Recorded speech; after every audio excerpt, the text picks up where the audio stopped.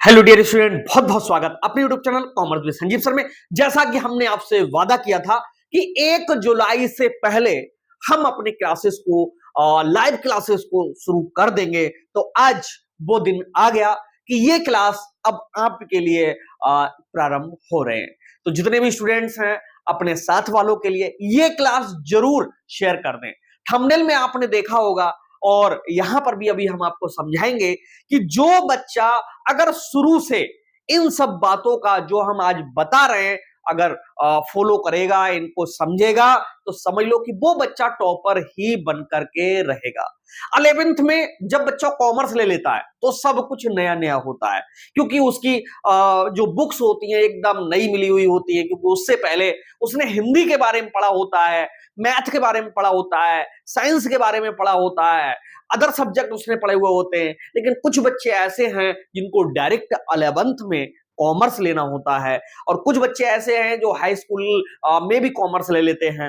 तो हर बोर्ड में ये फैसिलिटी नहीं है, लेकिन जो बच्चा 11th में अब कॉमर्स को ले चुका है तो समझ लीजिएगा कि उसको बिल्कुल भी घबराने की जरूरत नहीं है।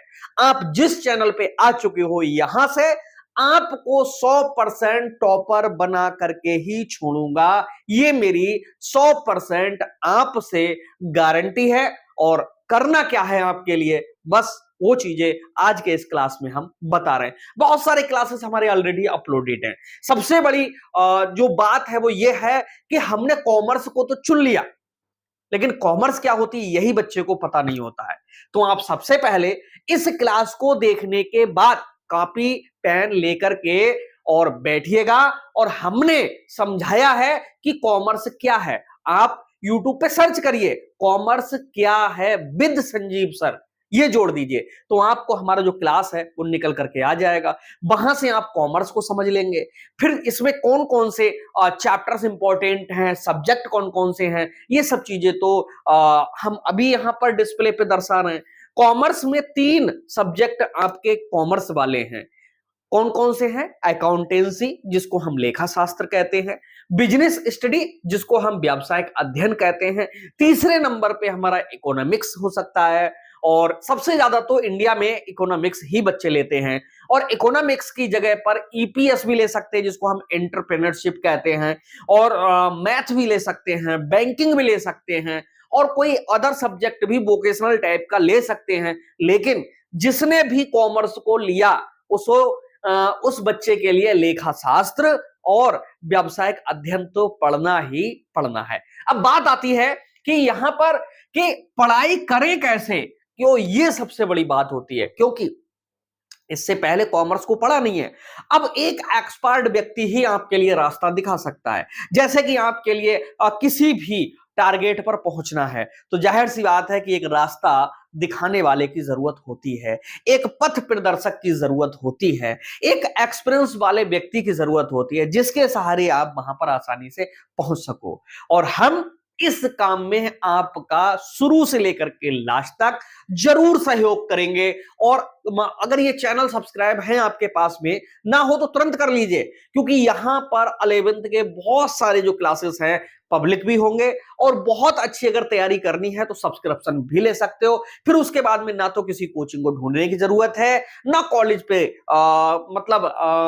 आपको डिपेंड रहने की जरूरत है, ना किसी और किसी भी प्रकार की असुविधा आपको आने पाएगी, क्योंकि यहां से हम बेस इतना मजबूत कर देंगे कि आगे आने वाले समय में आप क्लास में फटाफट बोलोगे, और वो चीजें आज ही आपके लिए बहुत कुछ समझ में आ जाएंगी। तो आइए हम शुरुआत करते हैं और आपको समझाते हैं। आप अच्छे तरीके से यहां पर देख रहे हो, और आज का हमने जो टॉपिक लिया है वो 11th क्लास के लिए ही लिया है, यानी कक्षा 11 कॉमर्स हिंदी मीडियम के लिए, कोई भी बोर्ड क्यों ना हो। इंडिया में सबसे बड़ा यूपी बोर्ड है, फिर बिहार बोर्ड है, एमपी बोर्ड है, छत्तीसगढ़ बोर्ड है, जैक बोर्ड है, ठीक है, हरियाणा बोर्ड है, उत्तराखंड बोर्ड है, ठीक है, और सारे जितने भी बोर्ड हैं हिंदी मीडियम के। एक शब्द हमारा ध्यान रखिएगा, एनसीईआरटी, ये वाली बुक अब पूरे इंडिया में लागू है। ठीक है, तो एनसीईआरटी का जो पैटर्न है पूरे देश में एक जैसा है। अब होता क्या है कि 11वीं में सबसे बड़ी जो विडंबना होती है, सबसे बड़ी प्रॉब्लम होती है, बच्चे कहते हैं हमारे कॉलेज में तो ये बुक चल रही है और इंडिया के अंदर कम से कम 100 से ज्यादा राइटर कॉमर्स की बुक लिखते हैं, लेकिन किसी ने ये नहीं बताया कि कॉमर्स है क्या। ये सिर्फ और सिर्फ आपको किसी चैनल पर नहीं मिलेगा, कॉमर्स विद संजीव सर के चैनल पे मिलेगा। क्यों? क्योंकि हम बेस से लेकर के चलते हैं, इसीलिए जो हमारी क्लासेस हैं पूरे इंडिया में नंबर 1 पे हैं। ये मैं नहीं कह रहा हूं, आप अभी यूट्यूब पे सर्च मत करिएगा, गूगल पे सर्च करिएगा। गूगल पे सर्च करिएगा best commerce teacher in India Hindi medium. फिर से सुनिए, गूगल पे इस क्लास को देखने के बाद सर्च करना best commerce teacher in India Hindi medium. Sanjeev sir की ही क्लास निकल करके आएगी, चाहे वो 11th की हो चाहे 12th की हो। वैसे मैं बताऊं कि बीकॉम में हम सबसे ज्यादा इंटरेस्ट लेते हैं, वहां बीकॉम की निकल करके आएगी। ये हमने अपने आप सेट नहीं कर दिया, ये गूगल ने रैंक 1 दिए। तो आज के बाद जो स्टूडेंट्स के पास ये क्लास पहुंच चुका है, अपने जो भी कॉलेज के ग्रुप हो, मित्र हो, हमारा अनुरोध है कि उनके पास तक ये क्लास जरूर पहुंचाएं, जिससे ज्यादा से ज्यादा बच्चों के पास में हमारा मैसेज पहुंच पाए और बच्चों का जो बेस है वो मजबूत होने पाए। ठीक है, अब पढ़ाई कैसे करें ये समझो आप, और एक एक बच्चा टॉपर बनेगा। हमने कह दिया कि टॉपर बनेगा तो 100% बनेगा। क्यों? पढ़ने का तरीका क्या होता है। सबसे पहले आप कॉमर्स को समझेंगे कि कॉमर्स क्या है। अब कॉमर्स जैसे ही आपने समझ ली, इसके बाद में अपना सिलेबस समझेंगे। अब सिलेबस में क्या होता है, हर राइटर ने 2-1 चैप्टर आगे पीछे कर दिए होते हैं। आप बिल्कुल तनाव मत लेना, ठीक है। हम सब बताएंगे कि किस तरीके से आपको पढ़ना है, बिल्कुल प्रारंभ से समझो। हम शुरुआत से ही आपके लिए समझाना चाह रहे हैं। अब देखो, आप क्या करोगे, आप सबसे पहले यही समझोगे कि कॉमर्स क्या है। जो लोग हमसे जुड़े हुए हैं पेड क्लास में, उनके पास हमने वो कंटेंट ऑलरेडी भेज रखा है। अगर आपको सर्च करना है क्लास कौन सा है तो देखेंगे, हम आपके लिए समझाते हैं। आपको यूट्यूब पे जाना है,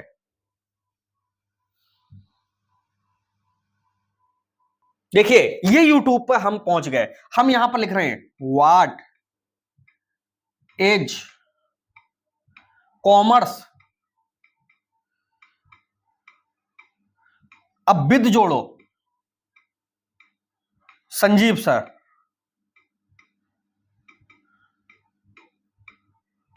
ओके, आज के लिए आपको ये सर्च करना है, ठीक है, what is commerce with Sanjeev sir. अब यहां पर देखिए कितने तरीके के जो क्लासेस हैं वो यहां पर आ रहे हैं। आपको सबसे पहले ये समझना है,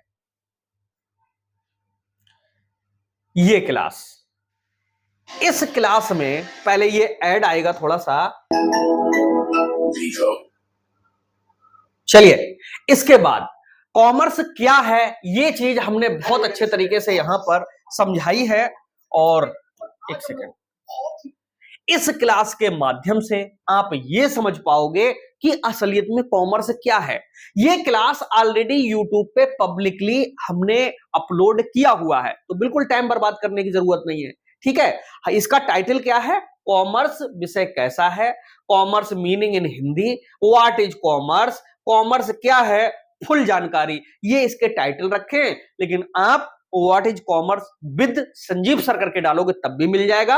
कॉमर्स विषय कैसा है संजीव सर, यानी कोई भी टॉपिक सर्च करो उसके आगे संजीव सर लिख दोगे, तुरंत आपको मिल जाएगा। और ये काम आप सभी को करना है, ठीक है, और जिससे कि कॉमर्स के बारे में आसानी से आप समझ लीजिए, ये पहला काम है। और कॉमर्स के बारे में कुछ और भी क्लासेस ऑलरेडी पहले से अपलोडेड हैं, उनके लिए भी आप देख सकते हो। चलो ये तो बात हुई ये समझने की कि कॉमर्स हमारा क्या है, ठीक है। इसके साथ में कुछ पुराने क्लासेस भी हैं जो यहां पर ये 17 मिनट 26 सेकंड का क्लास आप देख रहे हो, ये भी है।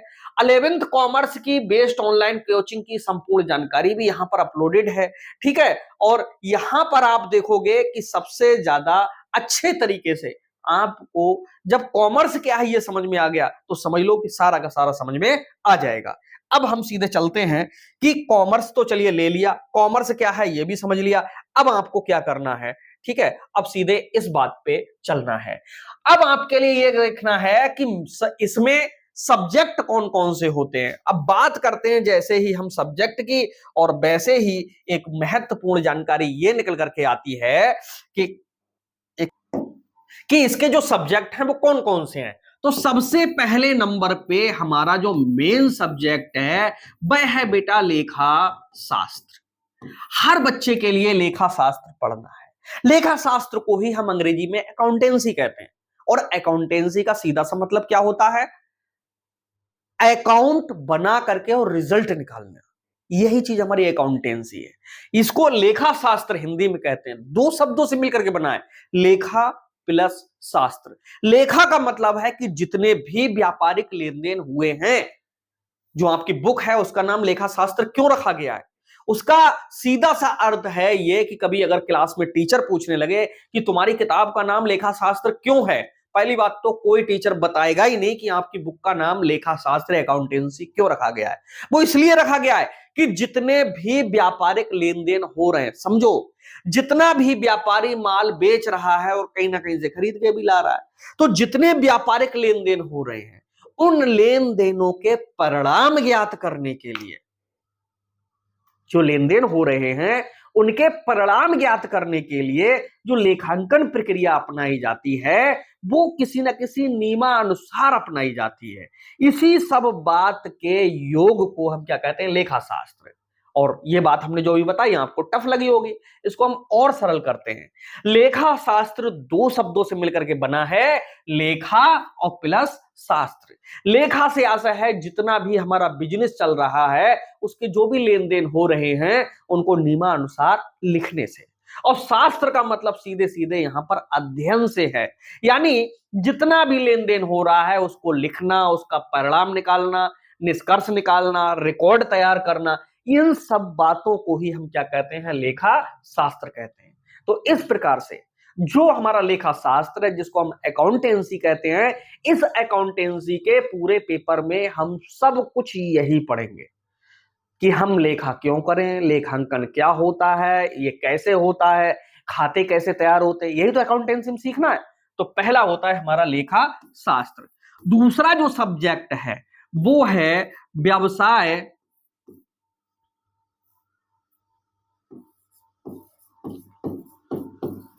अध्ययन।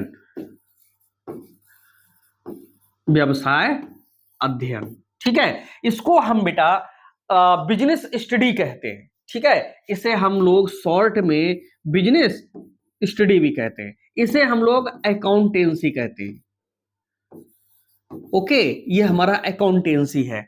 अब बिजनेस स्टडी में यह समझाया जाता है कि व्यवसाय कैसे किया जाए, हम व्यवसाय कर रहे हैं तो सफल कैसे होंगे, व्यवसाय करते समय कौन कौन से नियमों का पालन करना पड़ेगा, कितने प्रकार से व्यापार किया जा सकता है, व्यापार जब हम करेंगे तो हमारे आगे किसी न किसी प्रकार की प्रॉब्लम्स आएंगी, हम कैसे उन्हें दूर करेंगे। तो इन सब बातों के लिए जिसमें हम अध्ययन करेंगे वो हमारा होगा क्या, व्यवसाय अध्ययन। अब आता है तीसरा जो हमारा सब्जेक्ट है, सबसे ज्यादा लिया जाता है अर्थशास्त्र। अर्थशास्त्र जिसका सीधा सा मतलब है हिंदी में अर्थशास्त्र और अंग्रेजी में इसको हम लोग इकोनॉमिक्स कहते हैं, लेकिन इस सब्जेक्ट की जगह पे अदर भी लिए जा सकते हैं। अर्थशास्त्री जगह पे मैथ भी लिया जा सकता है, अर्थशास्त्री जगह बैंकिंग भी ली जा सकती है, अर्थशास्त्री जगह पे एंटरप्रेन्योरशिप उद्यमिता को भी लिया जा सकता है, कोई अदर सब्जेक्ट भी लिया जा सकता है। तो अर्थशास्त्र जिन बच्चों ने लिया है उन्होंने एक अच्छे सब्जेक्ट को चुन लिया है, वो किसी बोर्ड से क्यों ना हो, यूपी बोर्ड से हो, एमपी बोर्ड से, बिहार बोर्ड से, झारखंड बोर्ड से, ठीक है, हरियाणा बोर्ड से, उत्तराखंड बोर्ड से, ठीक है, कहीं से भी हो, अगर उन्होंने इन सब्जेक्ट्स को चुन लिया है, अच्छे सब्जेक्ट हैं। अब इन तीन के साथ में एक सब्जेक्ट आपका हिंदी है और दूसरा आपका इंग्लिश है। अब देखो बेटा, सही बात आपको बताएं, जो कॉमर्स का एक्सपर्ट है, जो तुमको कॉमर्स में टॉपर बनाएगा, वो हिंदी और अंग्रेजी ये सब्जेक्ट बहुत अच्छे से नहीं पढ़ा पाएगा, क्योंकि एक टीचर, बुद्धि खोलो, एक टीचर अपने सब्जेक्ट का ही अच्छा टीचर हो सकता है। जैसे एक रेडियो टेलीविजन का मैकेनिक है, उससे कह दिया जाए कि भैया तुम हेलीकॉप्टर की भी रिपेयर करो, तुम मोटरसाइकिल की रिपेयर करो, तुम कार की रिपेयर करो, नहीं कर पाएगा। हाँ, वो जिस चीज का ज्ञाता है, जिस चीज का उसके पास में अनुभव है, उस चीज में वो मास्टर असलियत में हो सकता है। तो 11वीं के सबसे ज्यादा बच्चे गलती यही करते हैं, वो सोचते हैं एक ही जगह सब कुछ मिल जाए। और एक चीज, कभी भी कुछ बातें अपने माइंड से बिल्कुल निकाल देना। जैसे हम ऑफलाइन कोचिंग पढ़ लें, इतने अच्छे टीचर ऑफलाइन कोचिंग में नहीं मिलते हैं। जमाना अब ऑनलाइन का आ गया है, आने जाने का झंझट खत्म और पैसा भी कम खर्च होता है। टीचर बहुत बहुत अच्छे आपको ऑनलाइन में मिल जाते हैं, ठीक है। और बहुत से बच्चे हैं यही रोना रोते रहे हैं कि हम बहुत गरीब हैं, हम पढ़ नहीं सकते, हम यूट्यूब से पढ़ रहे हैं, हमने आपका चैनल सब्सक्राइब किया है, हमें पीडीएफ नोट्स फ्री में दे दो। ये सब चीजें एक साइड में हटा दो। जिसको दुनिया में कुछ बनना है, उसे आगे बढ़ना होगा, उसे कुछ ना कुछ एक अच्छे टीचर को चुनना होगा, उसे अच्छे से पढ़ाई करनी होगी, मेहनत करनी होगी। बिना मेहनत के सब बेकार है। कोई ऐसा नहीं इंडिया में जो घोट के आपको पिला दे। हमने भी मेहनत की है, तभी गूगल पहले नंबर पे अब संजीव सर के क्लासेस को हिंदी मीडियम में रखा हुआ है। इंग्लिश मीडियम को हम नहीं पढ़ाते बेटा, इंग्लिश मीडियम में कोई और टीचर होंगे, हिंदी मीडियम में अपनी टक्कर पे पूरे इंडिया में कोई नहीं। ओके, अब हम बात करते हैं आगे कि लेखा शास्त्र की तो बात हमने कर दी, लेकिन इसके लिए हम तैयार कैसे करें। चलिए भाई, हम ये भी बताते हैं आपके लिए कि इसको कैसे तैयार करना है। तो अर्थशास्त्र के लिए तो बात की बात, पहले हम लेखा शास्त्र के लिए लेते हैं। और लेखा शास्त्र में आपको कौन कौन सा तैयार करना है, ये यहां पर हम आपके लिए दर्शाते हैं। चलिए, ये जो खुल रहा है, यहां से देखेंगे कि बच्चे सोचते हैं कि हमारे पास में इस राइटर की बुक है, उस राइटर की बुक है। सबसे ज्यादा ध्यान देने की बात है कि आपके पास चाहे किसी राइटर की बुक हो, वो एनसीईआरटी बेस्ड बुक होनी चाहिए, ठीक है। अगर ये एनसीईआरटी बुक है तो समझ लो कि आपके पास में एक अच्छी बुक अवेलेबल है और आप उस बुक के लिए स्टडी कर सकते हो। जैसे ये हमारे पास में कक्षा 11 की जो बुक है, ठीक है, डॉक्टर एस एम शुक्ल की है। इंडिया में ये बुक बहुत अच्छी मानी गई है डॉक्टर एस एम शुक्ल की। लेकिन ऐसा भी नहीं कि आपके पास में जो बुक है वो खराब हो, ठीक है, हम ये बिल्कुल नहीं कहेंगे। और हमारे पास तो कई राइटर्स की बुक्स हैं, स्पेसिमेन में मिलती हैं। हम किसी भी स्टूडेंट्स को बिल्कुल भी ये नहीं कहना चाहते नहीं यही किताब लो। देखो बेटा, टीचर के जो पीडीएफ नोट्स होते हैं, जो पढ़ाने का तरीका है, वो सारी चीजें एकदम क्लियर 100% करता है। अब यहां पर सभी शीर्षकों को सरल परिभाषा सहित व्याख्या की गई है। नए पेपर पैटर्न, अंक विभाजन, इसमें अध्यायवार प्रश्न दिए गए। ये इतनी महत्वपूर्ण बातें नहीं है जितनी एनसीईआरटी पाठ्य पुस्तक से संबंधित जो प्रश्न दिए गए ये आपके लिए है। ओके, तो कोई राइटर हो, कोई फर्क नहीं पड़ता है। हाँ, एक चीज और हम बता दें, घबराना नहीं। एक एक चैप्टर, एक एक अक्षर नहीं मिलाया जाता कॉमर्स में। कोई आपकी बुक है उसमें एक दो चैप्टर आगे पीछे हो सकते हैं, एक आध चैप्टर गायब भी हो सकता है। इसका मतलब ये बिल्कुल नहीं है कि आपकी किताब खराब हो गई, क्योंकि हम देखो आगे आपके लिए दिखाते हैं 3-4 किताबों के चैप्टर दिखाते हैं। देखो ये विषय सूची आई। अब इस विषय सूची में ध्यान दीजिए, यहां पर जो लिखा हुआ है लेखांकन का परिचय। किसी राइटर ने लिखा है कि लेखांकन का एक परिचय, ठीक है, लेखांकन एक परिचय, ठीक है। लेखांकन शब्द यहां से उठाया और एक परिचय करके लिखा। किसी ने लेखांकन लिखा है, किसी ने इसी को पुस्तपालन एवं लेखाकर्म लिखा है, पुस्तपालन एवं लेखाकर्म करके लिखा है। ये चैप्टर पहले वाले में लेखांकन से संबंधित ही सब बातें हैं, इसीलिए उसका नाम रखा गया। तो राइटर ने नाम रख दिया, ये इतना इंपॉर्टेंट नहीं है जितना इंपॉर्टेंट इसके अंदर मैटर छुपा हुआ है। अब सेकंड नंबर पे आधारभूत लेखांकन शब्दावली। इसमें वो सारे शब्द लिए हुए हैं जो मेन शब्द तुम्हारी अकाउंटेंसी में आएंगे, ठीक है, वो शब्द हैं। फिर लेखांकन के सिद्धांत हैं, लेखांकन के आधार एवं प्रक्रिया है, लेखांकन के समीकरण हैं, ठीक। ये वो चैप्टर हैं जिनमें से 2-1 चैप्टर मैच ना भी करे, कोई टेंशन मत करना। हाँ, अब हम जो बता रहे हैं अगर वो मैच नहीं कर रहा है तो बात वास्तव में फिर गड़बड़ है। अब अगर आपकी बुक में लेखांकन समीकरण जो चैप्टर है अगर नहीं दिया हुआ है, इसका मतलब है कि फिर अच्छी किताब नहीं है। लेखांकन समीकरण, यहां से मेन आपके न्यूमेरिकल शुरू होते हैं। ऊपर के जितने भी चैप्टर केवल आपको ज्ञान देने के लिए हैं। दोहरा लेखा प्रणाली वेरी वेरी मोस्ट इंपॉर्टेंट, इससे सबसे ज्यादा पेपर में आता है। अब लेन देन का उद्गम, लेखांकन के मूल या आधारभूत प्रलेख, इस चैप्टर का नाम राइटर ने बदल बदल के लिखा हुआ है। ये इतना ध्यान रखना कि लेखांकन के प्रलेख, प्रलेख का मतलब होता है डॉक्यूमेंट्स, कागज, पेपर, जो लेन देन हो रहा है उसमें काम में आने वाले।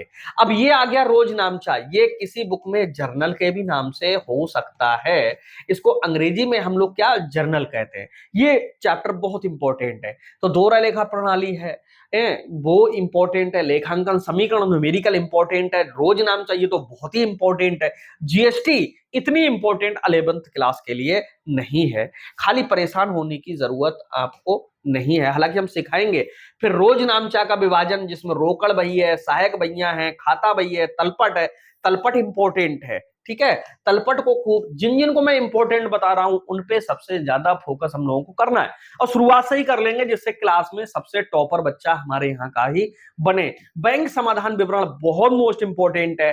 मूल्य ह्रास, जिसको हम डेप्रिसिएशन कहते हैं, बहुत इंपॉर्टेंट है। प्रावधान एवं संचय इतना इंपॉर्टेंट नहीं है। विनिमय विपत्र है, इसको हम बिल के नाम से भी जानते हैं, ठीक है, ये भी इतना इंपॉर्टेंट नहीं है। अगले पेज पे अशुद्धियों का सुधार, एरर्स एंड देयर रेक्टिफिकेशन, बहुत इंपॉर्टेंट है।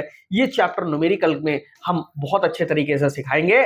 आयगत पूंजीगत इंपॉर्टेंट है। अब ये वित्तीय समायोजन सहित अंतिम खाते हैं, ये भी आपके लिए खूब अच्छे तरीके से समझाया जाएगा। पूरे साल कोर्स चलता रहेगा ये, वो भी कम फीस में। अब इसी बुक के बाद में एक राइटर और हैं, साहित्य भवन वाले, उन्होंने भी अपनी बुक छापी है। तो इस वाली बुक में देखिए कौन कौन से चैप्टर्स रखे हुए हैं। ये लेखा शास्त्र, जिसको हम अकाउंटेंसी कहते हैं, कक्षा 11 के लिए है, ठीक है। ये भी एनसीईआरटी बेस्ड पर है। इन्होंने क्या काम किया है देखो, लेखांकन एक परिचय, फिर लेखांकन के सैद्धांतिक आधार, उसमें था लेखांकन संबंधी शब्दावली, इसमें सैद्धांतिक आधार सीधे दे दिए। तो क्या ये बुक खराब हो गई? नहीं नहीं नहीं, खराब नहीं हुई। ये अपने राइटर के विचार हैं, लेकिन देखो लेखांकन समीकरण मैंने बताया, यहां से मेन चीज शुरू होती है। आ गया लेखांकन के नियम, वही जर्नल वाले आ गए, डेबिट क्रेडिट, रोकड़ बही, खाता बही, सहायक बहियां, ठीक है, तलपट आ गया, अशुद्धियां एवं उनका संशोधन आ गया, मूल्य ह्रास आ गया, विनिमय विपत्र आ गया, पूंजी एवं अवधारणाएं आ गई, वित्तीय विवरण आ गया, ठीक। तो समझाने का मतलब यह है कि चैप्टर एक आध आगे पीछे हो जाए, अब और बुक हम दिखाएं, टाइम बर्बाद करें, कोई फायदा नहीं। जितना हम आपको बता रहे हैं ये सब चीजें वो हैं जो तैयार करने के योग्य है। ऐसे तो बहुत सारी बुक्स हमारे पास में है, जिनको हम दिखाएंगे तो सब आप उनके लिए देखते ही रहोगे। चलिए अब हम बात करते हैं बिजनेस स्टडी की। भैया इसमें क्या क्या तैयार किया जाए। इसमें चैप्टरों के नाम ज्यादा बदले हुए नहीं होते हैं। क्यों नहीं होते? मिलते जुलते ही चैप्टर होंगे, ठीक है। और इनमें से क्या क्या तैयार करना है इस पर सबसे ज्यादा फोकस हम लोग करते हैं, ठीक। और देखते हैं पहले नंबर पे व्यवसाय, व्यापार और वाणिज्य, ये समझाया गया है और हम बहुत अच्छी थ्योरी इसकी देंगे। इसके लिए आप पूरे के पूरे अंक ला सकते हो, एक भी नंबर हम कटने नहीं देंगे। और जो पीडीएफ नोट्स देंगे, किताबों की लैंग्वेज बहुत टफ होती है लेकिन पीडीएफ की बहुत इजी होगी। व्यावसायिक संगठन के रूप कौन कौन से हैं ये चैप्टर में पढ़ना है। निजी एवं सार्वजनिक भूमंडलीय क्रम, इसमें सबसे ज्यादा इंपॉर्टेंट पहला मतलब ये दूसरे नंबर का है। व्यावसायिक सेवाएं इंपॉर्टेंट हैं, व्यवसाय की उभारती पद्धतियां इंपॉर्टेंट हैं। तो इनके लिए हम सब पीडीएफ नोट्स के माध्यम से आपको उपलब्ध कराएंगे, वो भी बहुत सरल। अब सबसे ज्यादा इंपॉर्टेंट है कंपनी का निर्माण, यानी किसी कंपनी को कैसे बनाया जा सकता है, ये इंपॉर्टेंट है। व्यावसायिक वित्त के स्रोत और ज्यादा इंपॉर्टेंट है। लघु व्यवसाय एवं उद्यमिता, आंतरिक व्यापार, अंतरराष्ट्रीय व्यापार, ये इतने ही चैप्टर आपके बिजनेस स्टडी में दिए हुए होंगे। तो इन सब से आज हम आपको परिचय करा रहे हैं। व्यवसाय के आधार करके पहला भाग दे दिया है, दूसरे नंबर पे व्यवसाय, संगठन, वित्त एवं व्यापार भाग 2 करके दे दिया है। बहुत से राइटरों ने इसके लिए भाग हटा दिए होंगे, इकाई करके दे दिया होगा, लेकिन चैप्टर्स यही होंगे और इनके नाम अगर 19-20 बदले हुए हों, घबराना नहीं है।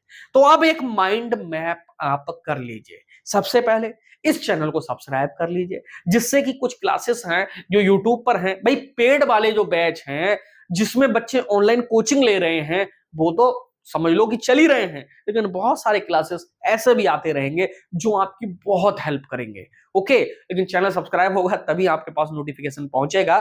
तो इसके लिए आप जुड़ जाओ, क्योंकि यहां से लेकर के बीकॉम, एमकॉम, एमबीए, बीबीए, जितना भी करोगे सब का डेटा यहां से थोड़ा थोड़ा आपके लिए अच्छा वाला जरूर मिलता रहेगा। तो ये क्लास यहीं पर दी एंड करते हैं। और आज आप लोगों को जो हमने ये लाइव क्लास दिया, इसमें कमेंट्स के हमने जवाब इसलिए नहीं दिए क्योंकि ये अब अपलोड हो रहा है हमेशा हमेशा के लिए, तो बीच में डिस्टरबेंस ना हो। हमने आज अपनी पूरी बात कही। पेड क्लास में जो बच्चे जुड़े हुए हैं, ये पब्लिक क्लास हमने कर दिया।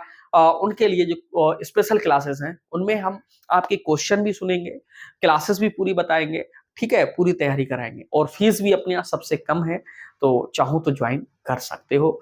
और बहुत अच्छी तैयारी हम करवा देंगे। तो कैसा लगा आज का क्लास जरूर बताइएगा। मिलते हैं नेक्स्ट क्लास में, तब तक के लिए बाय बाय।